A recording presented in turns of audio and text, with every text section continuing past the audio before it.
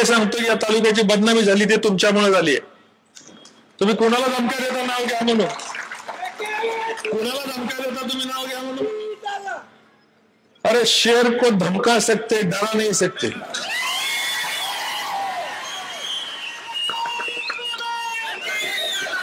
तुमच्या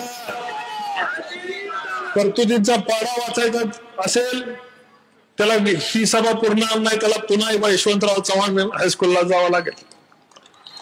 बरोबर आहे ना? ठीक आहे, याच्यामध्ये गैर नाही की फक्त एवढंच की संपदा मुंडेच्या आत्महत्या दाखवायची, सगळ्या चॅनलवाल्यांनी फास दाखवायचा आणि माझा फोटो शेजारी दाखवायचा. जय हरी. पुढे चला.